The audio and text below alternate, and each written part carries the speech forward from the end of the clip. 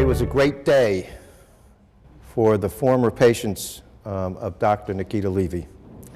And we're very gratified, we're very pleased and happy that we just came from the fairness hearing where Judge Cox has finally approved the settlement for our clients in the amount of $190 million. So we're very happy, ladies. Yes, happy. We should be. You know, it's been approximately 20 months of a very difficult time for our clients, a very difficult time for their lawyers at times. This is a very challenging case, a very stressful case for everyone involved. Some people would say it's a gut-wrenching case. But here we are with the $190 million settlement, and we can start to heal our community now. Our clients can begin to get some closure. We have learned that the former patients of this doctor were victimized and they were exploited and they were betrayed and they suffered a breach in trust, not only for the institution but for the medical profession as a whole, and a breach of faith. And in our interviewing these people and getting to know our clients and getting to understand what this case is really about, we learned about the very significant injuries, damages, and trauma that they suffered as a result of his conduct. Now,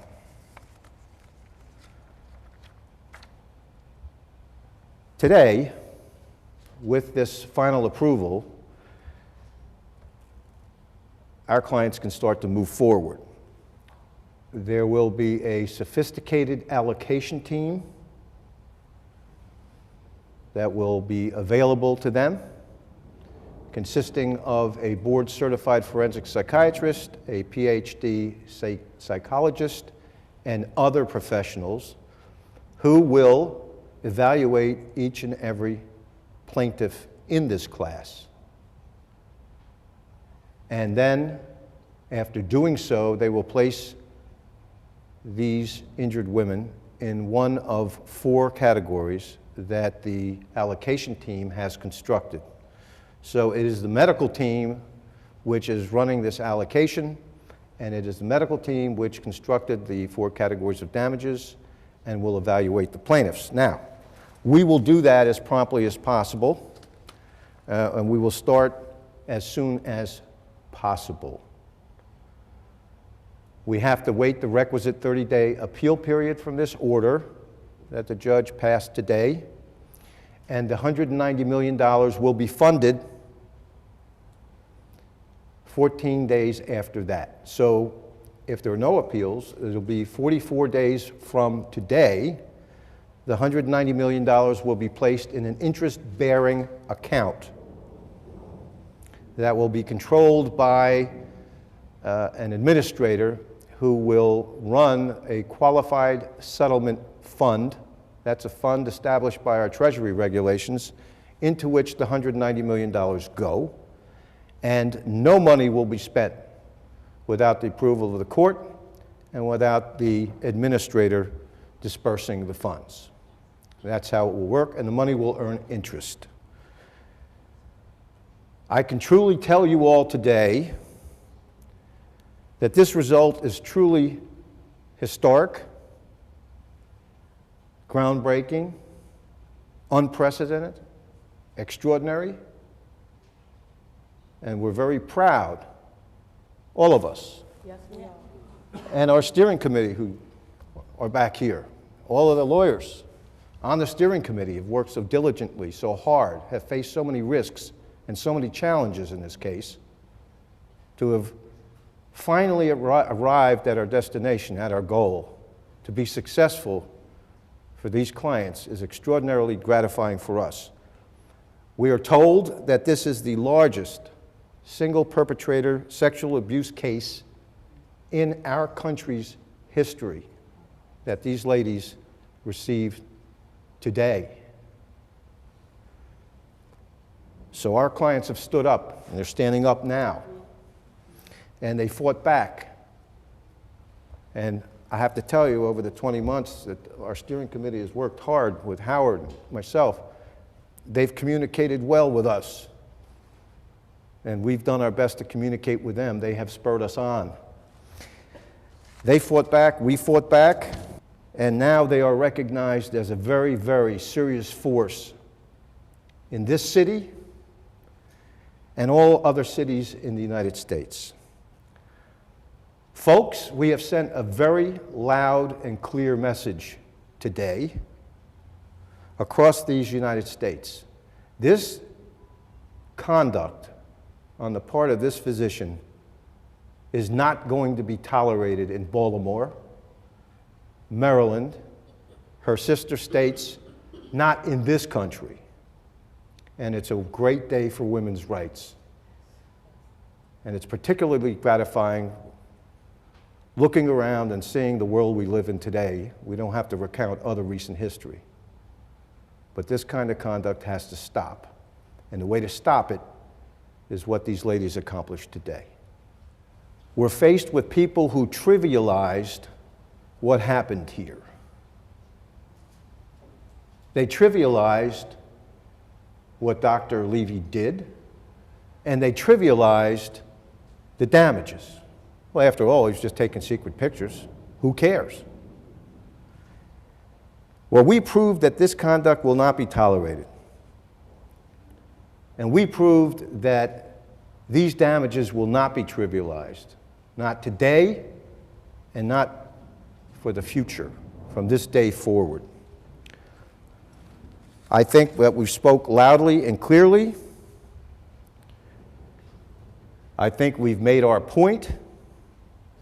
I think we have been extraordinarily successful for our clients. After all, that's what a lawyer wants to do. That's what we try to do. And every so often, you get a chance in life, folks, to really make a difference, to really give people a voice, give people power, and provide needed, necessary, and fair compensation for what happened here. And thanks to the steering committee and these wonderful clients, this is a representation of our clients. We have between 8,000 and 9,500 who have vigorously supported this settlement. We are extremely proud and gratified to be here.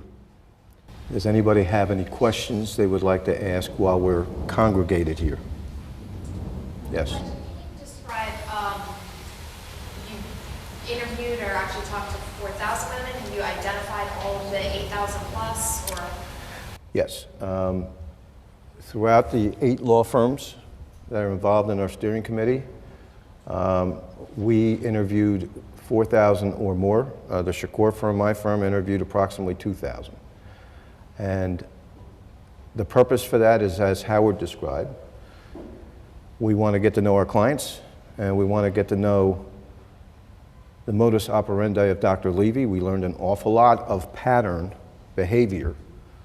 So this man was not doing one thing with one client, patient, and another thing with another patient. There are patterns of his conduct that we discovered through the course of these investigations, if you will, interviews. And we wanted to get a good idea, a good feeling, a good gestalt of what the damages were across the entire patient population. After that, when we engaged the services of the psychiatrist and psychologist, and they came down and trained our female teams to do the interviews, they reconstructed a new interview form that was more, let's just say, consolidated, and it was one form for all instead of proprietary interviews that all of the 8 firms had done previously. They coded them to a computer.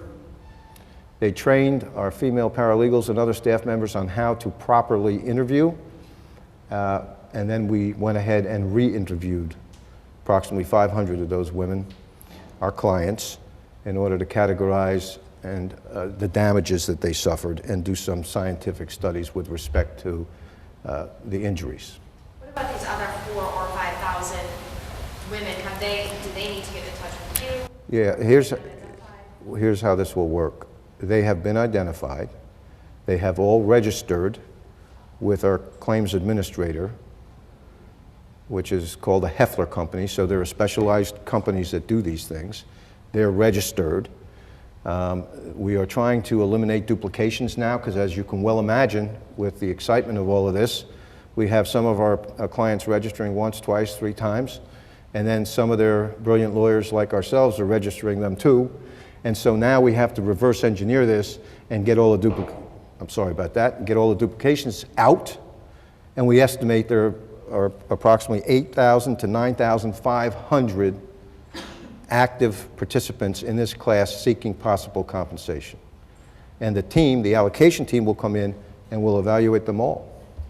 What we did in our study was to get a statistically reliable study so we could place patients in different categories of damages, and then we would have an appropriate study with appropriate percentage of injuries and damages to present in mediation. And what ballpark estimate are these women looking at? What's the range of damages they could receive? The range of damages has not been established yet.